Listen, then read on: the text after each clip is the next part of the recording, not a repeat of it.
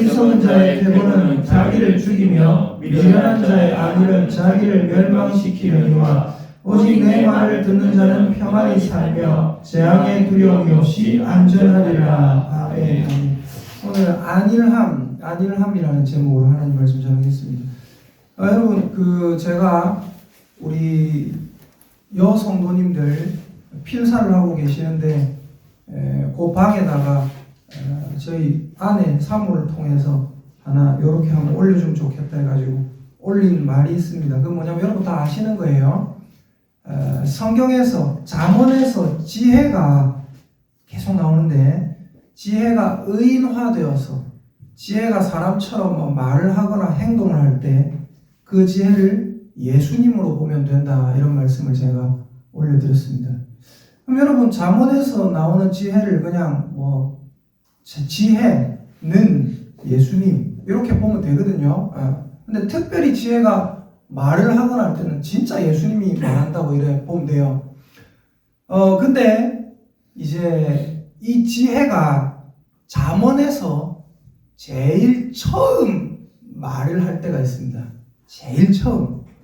잠언에서 지혜가 말하는 것이 곳곳에 나오는데 지혜가 잠언에서 제일 첫 발언을 하는 게 있어요. 첫 발언을 하는 게. 그게 어디에 나오냐면요. 잠언 1장 20절부터 나옵니다. 한번 봅시다.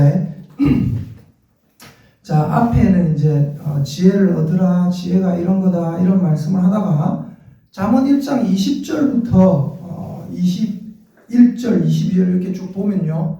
지혜가 첫 발언을 하는 장면이 딱 나와요. 우리 함께 20절부터 한번 읽어보겠습니다. 시작. 지혜가 길거리에서 부르며 광장에서 소리를 높이며 시끄러운 길목에서 소리를 지르며 성문 어귀와 성중에서 그 소리를 발하여 이르되 너희 어리석은 자들은 어리석음을 좋아하며 거만한 자들은 거만을 기뻐하며 미련한 자들은 지식을 미워하니 어느 때까지 하겠느냐. 요 22절 요게 지혜의 첫 번째 발언입니다. 이해가 되시죠? 앞에 보면 지혜가 말하는 장면이 하나도 안 나와요. 근데 22절에 이 발언이 지혜가 지혜가 의인화되어서 말한다. 누구라고 했어요? 예수님. 예수님이 잠언에서 우리 인간들에게 특별히 인간들 중에 뭐예요? 자기 아들에게 잠언이 1장 1절부터 보면 뭐예요? 내 아들아 내 아들아 하면서 10절에 보세요. 8절에 보세요. 내 아들아 내 아비의 훈계를 들으며 내 어미의 법을 떠나지 말라. 하나님의 자녀된 하나님의 아들 딸에게 지혜이신 예수님께서 제일 첫 발언하시는 게 이거예요. 사람들에게 첫 발언하시는 게 이거예요. 그 22절이 뭡니까? 뭐냐면요. 따라합시다. 언제까지 악에 빠져 있겠느냐. 22절 다시 한번 읽어보겠습니다. 22절 시작. 너희 어리석은 자들은 어리석음을 좋아하며 거만한 자들은 거만을 기뻐하며 미련한 자들은 지식을 미워하니 어느 때까지 하겠느냐. 언제까지 너희들이 그 악에 빠져 있겠느냐? 도대체 언제까지 그 어리석은 데 빠져 있겠느냐? 언제까지 미련한 데 빠져 있겠고 언제까지 거만한 데 빠져 있겠느냐? 이게 지혜의 첫 외침입니다. 근데 여러분 지혜가 외치는 소리가 우리 귀에 잘 안 들어와요. 왜 안 들어오는지 아십니까? 자, 여러분께 하나 여쭤볼게요.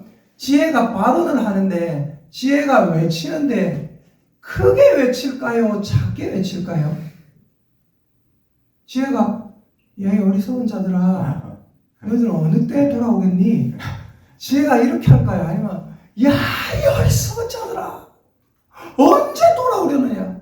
지혜가 제가 좀 전에 했던 작게 외치는 것처럼 외칠까요? 크게 외칠까요? 크게 외쳐요.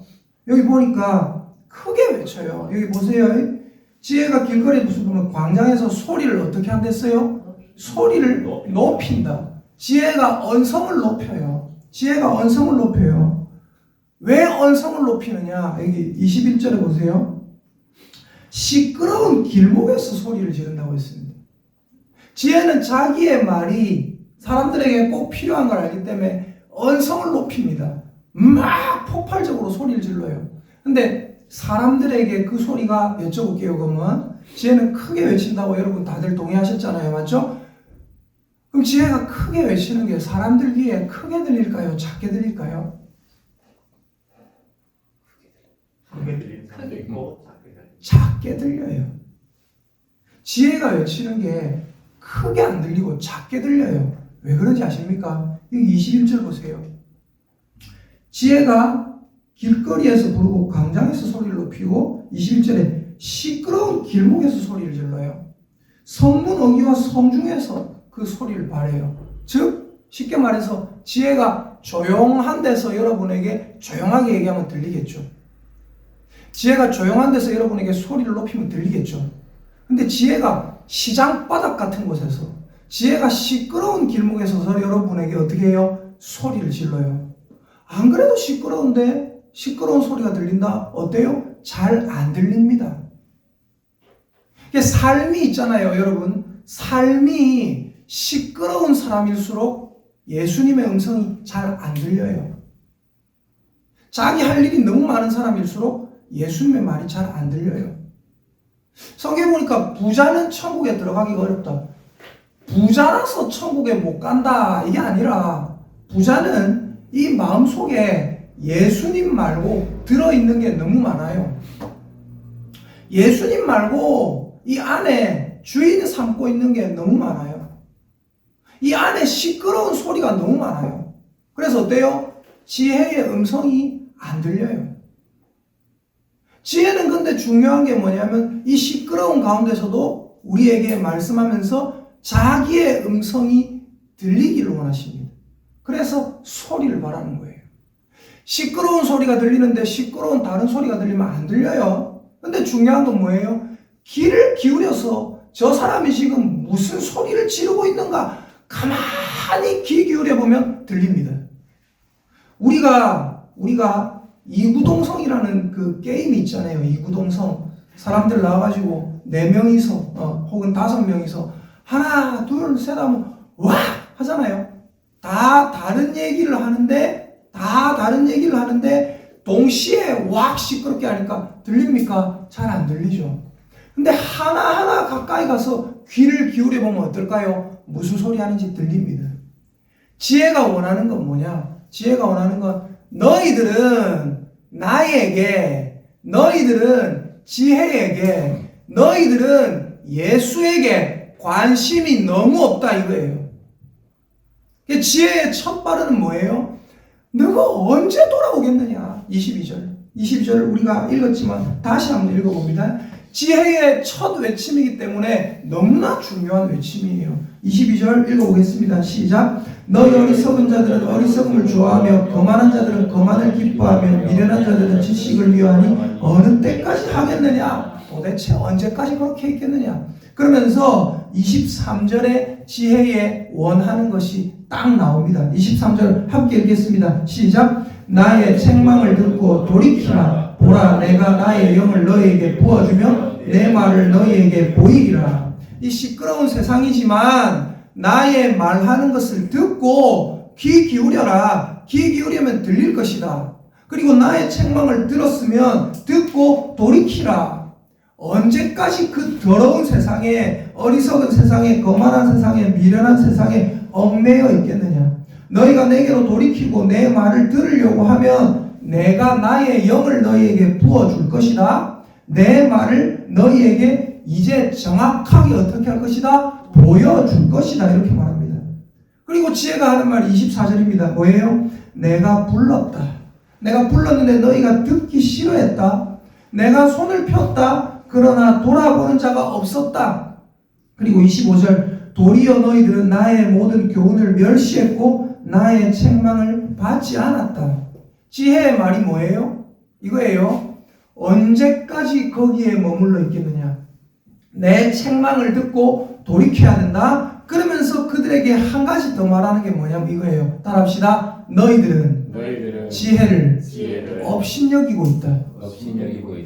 갈라디아서에 나오죠. 갈라디아서 스스로 속이지 말라. 하나님은 업신여김을 받지 아니하시나니. 옛날 성경에는 스스로 속이지 말라 하나님은 만홀히 여김을 받지 아니하시나니.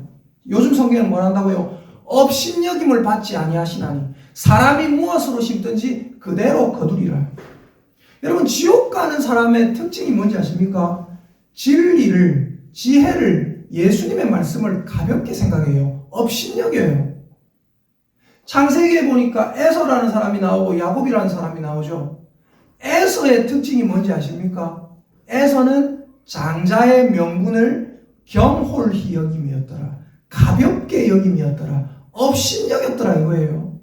그게 뭔, 내가 지금 당장 배고파 죽겠는데 그게 뭔 상관인데 라고 생각했단 말입니다.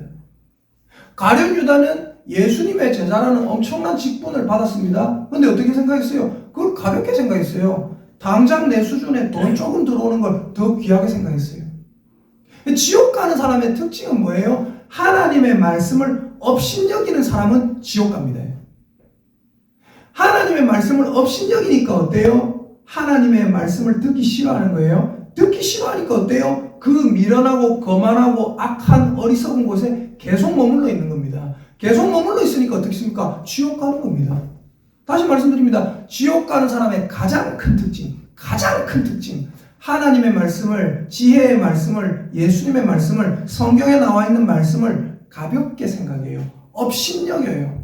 여러분, 하나님의 말씀을 업신여기지 않는 저 여러분 되시기를 예수님의 이름으로 축복합니다. 아멘. 업신여기는 자는 예수님께서 뭐라 하십니까? 여기 26절 보세요.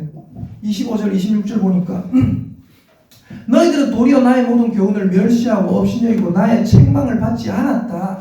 돌이키라는 나의 음성을 듣지 않았다. 그래서 어떻게 된다고요? 26절 시작. 너희가 재앙을 만날 때에 내가 웃을 것이며 너희에게 두려움이 임할 때에 내가 비웃으리라. 이게 시편 2편에도 나오죠. 시편 2편에도 하늘에 계신 자가 웃으신다. 주께서 저희를 비웃으시리로다. 자, 26절 너희에게 두려움이 임할 때 내가 비웃으리라. 27절 너희의 두려움이 광풍같이 분명히 임할 것이고 너희의 재앙이 폭풍같이 이를 것이고 너희에게 근심과 슬픔이 임할 것이다. 그때가 되어서야 너희가 나를 뭐 할 것이다? 부를 것이다. 그래도 내가 대답하지 않을 것이다. 왜? 너희들은 나를 업신여겼기 때문에. 부지런히 나를 찾으리라. 그래도 나를 만나지 못할 것이다. 왜? 너희는 나를 업신여겼기 때문에. 대저 너희가 지식을 미워하며 여호와 경외하기를 즐거워하지 아니하며 나의 교훈을 받지 아니하고 나의 모든 책망을 업신여겼음이니라. 업신여겼기 때문에 내가 너희가 나에게 도움을 청할 때 뭐 할 것이다? 업신여길 것이다. 하나님의 말씀을 귀하게 여기는 사람은요, 하나님께 도움을 요청할 때 하나님께서 그 사람을 귀하게 보십니다. 근데 하나님의 말씀을 업신여기는 사람은요, 하나님께서 도움을 요청할 때, 하나님께서 그 사람의 도움 요청을 어떻게 해요? 업신여기세요. 왜? 너희들이 나를 업신여겼기 때문에. 자, 그래서 중요한 건 뭐예요? 30절 너희들은 나의 교훈을 받지 아니하고 나의 모든 책망을 업신여겼습니다. 지금 지혜의 첫 외침이 뭐냐? 돌이켜라. 언제까지 거기 있겠느냐? 나의 말을 업신여기지 말라. 나의 말을 업신여기니 너희들이 나에게 도움을 청할 때 내가 너희들을 업신여길 거다. 천국과 지옥의 기로에 서서 주께서 심판하시는 그때 어떻게 된다고요? 너희들이 그제서야 하나님을 찾는 사람이 있겠지. 너희들이 재앙을 당할 때에 그제서야 하나님을 찾는 사람이 있겠지. 그러나 그때는 하나님께서 너희를 어떻게 하신다고요? 업신여길 거다. 왜? 너희들이 지혜의 이 말을 업신여기기 때문에. 그래서 하나님이 그들을 벌 주는 게 아니에요. 31절 읽어봅시다. 시작. 그러므로 자기 행위의 열매를 먹으며 자기 꾀에 배부르리라. 그런 사람들은 자기 행위의 열매로 스스로 업신여김을 받게 된 거예요. 업신여김의 열매를 심었고 업신여김의 열매가 이만큼 커져서 자기가 그 업신여김의 열매를 거두는 겁니다. 여러분, 예수님 믿는 사람 중에요, 또 안 믿는 사람 중에도 가장 큰 문제가 뭔지 아십니까? 가장 큰 문제가 그게 뭐냐면요, 이거예요. 제가 오늘 제목을 뭐라고 했냐면 안일. 여기 32절 33절 보시면 32절 보세요. 함께 읽겠습니다. 32절 시작. 어리석은 자의 퇴보는 자기를 죽이며 미련한 자의 안위는 자기를 멸망시키려니와. 예, 여기서 어리석은 자의 퇴보라는 말을 뭐라고 하냐면, 퇴보라는 것은 이렇게 나아가는 데서 한 걸음 뒤로 물러서는 게 퇴보잖아요. 그죠? 예, 한 걸음 물러서는 게 퇴보잖아요. 근데 이 퇴보가 그런 뜻이 아니라 무슨 뜻이냐면 하나님께 등을 돌리고 있다 이 소리예요. 어리석은 자는 하나님께 등을 돌리고 있다. 그리고 미련한 자는 뭐하고 있다? 안위를 해하고 있다. 무사 안일주의에 빠져 있다. 그래서 그들은 어떻게 된다? 스스로 멸망하게 된다 이 말입니다. 이게 잠언의 지혜입니다. 하나님의 말씀을 무시하지 않아야 돼요. 제가 지난주에 보증이라는 제목으로 말씀 전했죠. 그죠? 보증 소지 말, 그런 거 뭐 대단하다고 그 주일에 굳이 말씀 전해야 되는 대단한 말씀입니다. 굳이 주일에 전해야 될 말씀이에요. 성경에 나오는 어떤 말씀 하나라도 여러분이 무시하지 않는 저와 여러분 되시기를 예수님의 이름으로 축복합니다. 아멘. 이게 굉장히 중요해요. 하나님의 말씀이 적혀 있으면 그 말씀을 왜 적어 놓으셨을까? 하나님의 말씀이 이렇게 얘기하셨으면 왜 이런 말씀을 하실까? 그리고 나는 지금 무사안일주의에 빠져 있지 않는 거예요. 여러분, 예수님 믿는 사람 중에 굉장히 큰 착각을 하는 사람이 있습니다. 안 믿는 사람 중에도 큰 착각을 해요. 특히 자기의 가족이 뭔가 집사나 권사나 장로나 목사나 친척 중에 뭐 자기 형제나 자기 동생이 목사다, 이런 사람들은 뭐라고 생각하는지 아십니까? 이런 생각을 해요. 언젠가 하나님이 나를 부르실 거다. 근데 지금은 아닌 것 같아. 언젠가 내가 교회 가겠지. 그러나 지금은 아니다. 지혜가 오늘 뭐라고 하고 있습니까? 어느 때까지 미련한 데 있겠느냐? 어느 때까지 거만한 데 있겠느냐? 아까 22절, 어느 때까지 그 어리석은 데 있겠느냐? 여러분 잘 보세요. 여러분이 시험을 답안을 작성했습니다. 시험 시간이 1시간이라 칩시다. 1번 문제, 2번 문제, 3번 문제 쭉 작성을 했어요. 근데 딱 하고 나서 여러분 눈에 이 문제 틀렸네라는 게 눈에 보였어요. 이 문제 틀렸네. 근데 시간이 지금 얼마큼 남았냐면은 쭉 풀고 나서 한 5분 남았어요. 그럼 어떻게 해야 됩니까? 5분 남았으니까 1분 남았을 때 바꿔줘야 되겠다 이 생각합니까? 사람들이 희한한 생각을 해요. 자기가 잘못된 걸 자기가 알아요. 어떤 사람은 이대로 살면 안 되는 걸 목사님 저도 압니다 그래요. 아는데 아직 이대로 더 산대요. 시험 문제를 작성하다가 뭐 1시간 시험 문제를 푸는데 55분 딱 풀었어요. 55분 다 써서 풀었어요. 딱 풀고 나니까 이 문제가 틀렸다는 게 눈에 보였어요. 이 문제도 틀렸네 눈에 보였어요. 저 문제도 틀렸네 눈에 보였어요.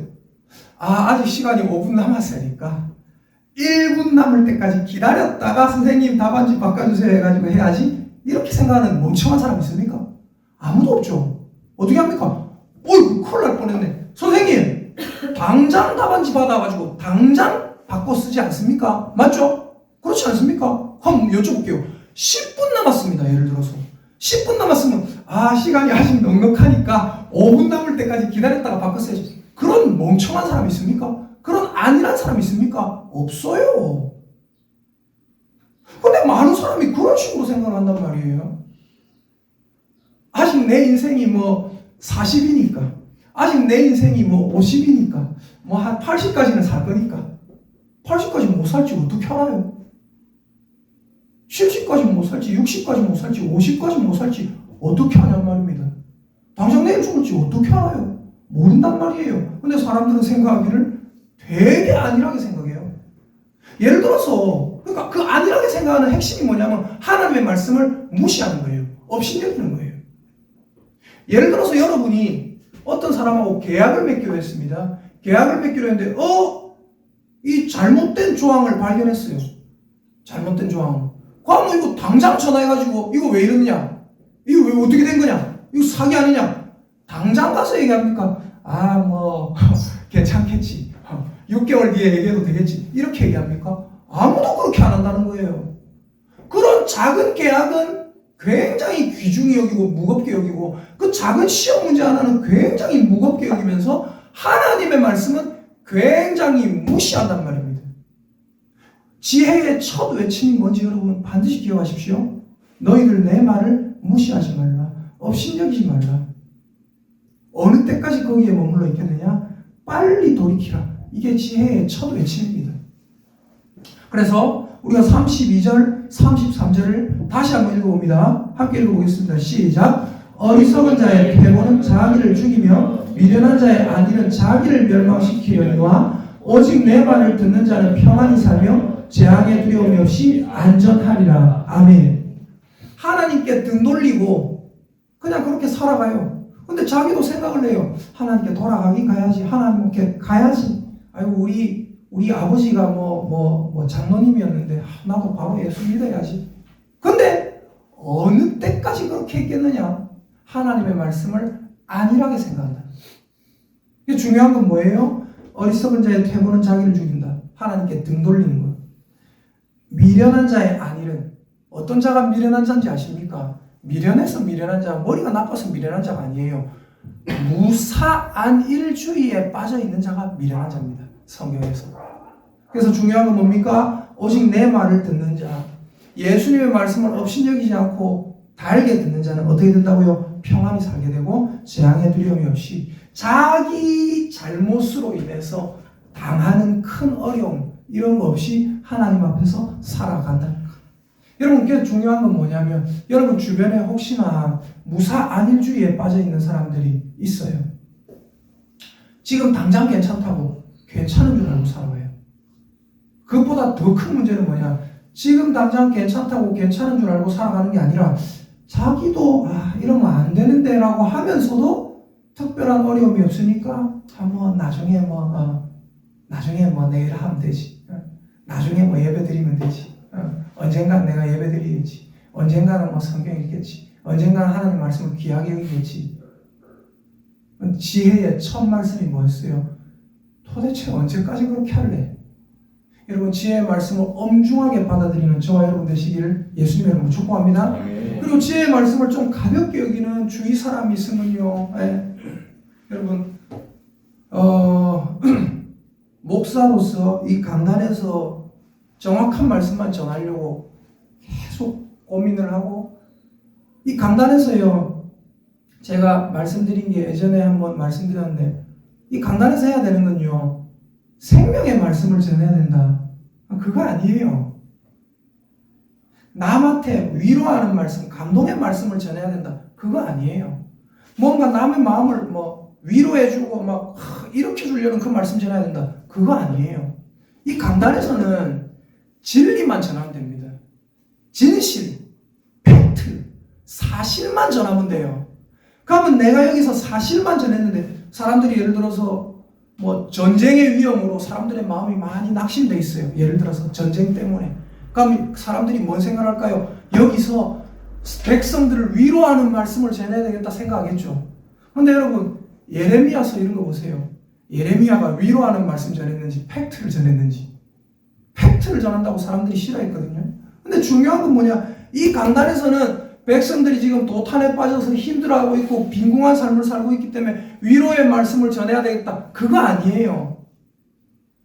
이 강단에서는 하나님의 말씀, 진실, 팩트만 그대로 전하면 하나님께서 그 사람들 중에 위로할 자는 팩트로 위로하고, 하나님께서 그 사람들 중에 교만한 자는 팩트로 깎아내리시고 낮추시고, 회개해야 될 자는 팩트로 회개하게 하시고, 하나님께서 그 다음에 작용을 하시는 거예요. 하나님께서 그 사람들의 마음을 자꾸 흔드시는 거예요. 이 강단에서는 뭐만 전하면 된다고요? 팩트만 전하면 돼요. 팩트를 전했는데 그 팩트가 때로는 내 마음에 안 들 수도 있어요. 그러나 중요한 건 이 강단에서는 팩트만 전해야 돼요. 여러분, 그렇기 때문에 목사는 때로는 여러분이 저런 게 있는데 이런 게 있는데 팩트만 전하다 보니까 여러분 마음에 안 드는 말을 할 때도 있습니다. 근데 중요한 건 뭐냐면 팩트를 전할 때 그 팩트를 기뻐하십시오. 그 팩트에 감사하십시오. 제가 오늘 팩트를 알려드립니다. 여러분 주변에 어떤 사람이 있어요. 그 사람이 무사안일주의에 빠져 있어요. 근데 목사가 가갖고 얘기하면요, 목사가 위로의 말씀이라 전하지 왜 이런 말 하노 해가지고 그게 상처가 되는 사람이 있어요. 그래가 이게 갑자기 믿기 싫고 뭐 그런 사람이 있어요.